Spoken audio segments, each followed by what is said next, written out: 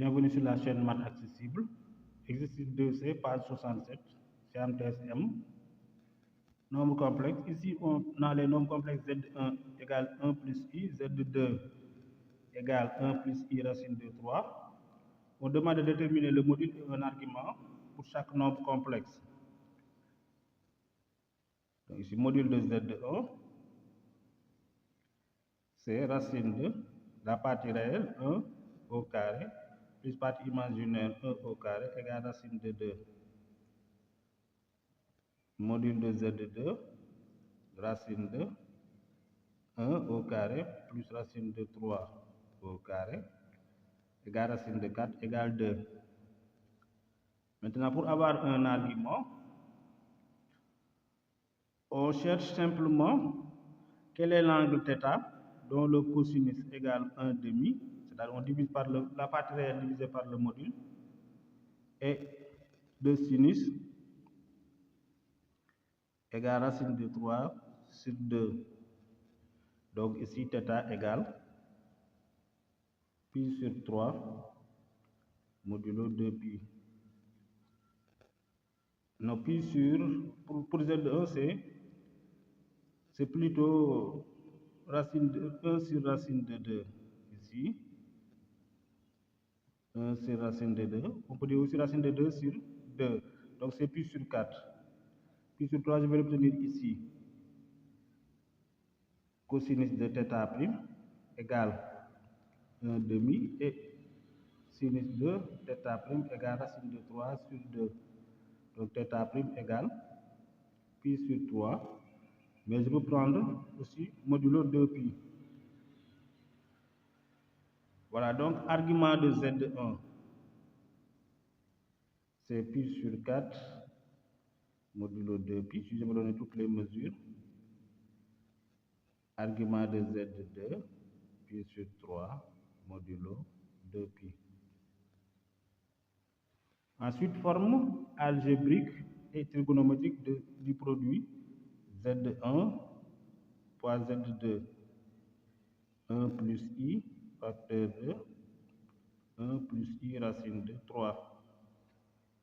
Si je développe, j'obtiens, puisque je vais multiplier tout ça par 1, donc je vais recopier 1 plus I racine de 3. Ensuite, je multiplie par I, j'obtiens I plus I au carré racine de 3, mais I au carré c'est moins 1, donc j'obtiens moins racine de 3. Je peux arranger l'écriture en disant c'est 1 moins racine de 3. Ici, je factorise par I, donc 1 plus racine de 3. C'est ça la forme algébrique. Je peux obtenir la forme trigonométrique.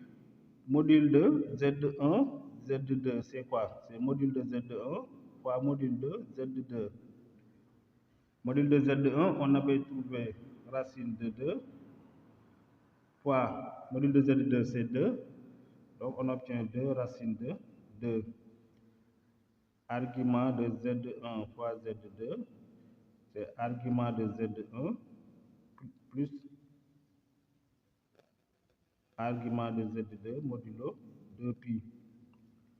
Donc égale combien? Pi sur 4 plus pi sur 3 modulo 2pi. C'est donc, après réduction au même dénominateur, 7pi sur 12 modulo 2pi. Voilà, connaissant le module et un argument, je peux donner la forme trigonométrique Z1, Z2 égale combien? 2 racine de 2 cosinus de 7pi sur 12 plus I sinus de 7pi sur 12. C'est ça la forme trigonométrique. Voilà, comment on obtient les valeurs exactes de cosinus de 7pi sur 12 et sinus de 7pi sur 12. On va comparer les deux formes d'écriture, puisque c'est le même nombre complexe. Les deux écritures sont égales. Ici, je peux développer, je vais obtenir donc racine de 2 cosinus de 7pi sur 12 plus i racine de 2 sinus de 7pi sur 12 égale 1 moins racine de 3 plus i facteur de 1 plus racine de 3. Vous savez qu'on a deux nombres complexes. Ils sont égaux si leurs parties réelles sont égaux et leurs parties imaginaires aussi. Leurs parties réelles sont égales et leurs parties imaginaires sont aussi égales. À gauche, la partie réelle, c'est 2 racine de 2 cosinus de 7pi sur 12. Ça doit être égal à 1 moins racine de 3. La partie imaginaire, c'est 2 racine de 2 sinus de 7pi sur 12. Ça doit être égal à la partie imaginaire à droite, c'est 1 plus racine de 3. Puisque maintenant c'est cosinus et sinus simplement que je cherche, je peux dire ici quoi? Je peux diviser partout par 2 racines de 2, donc j'obtiens cosinus de 7pi sur 12 égale 1 moins racine de 3 sur 2 racines de 2, sinus de 7pi sur 12 égale 1 plus racine de 3 sur 2 racine de 2. Voilà, qu'est-ce que je peux faire maintenant? Ici, par exemple, je peux multiplier en haut et en bas par racine de 2. Donc, pour rendre rationnel les dénominateurs, je vais obtenir donc racine de 2 moins racine de 6 sur 4.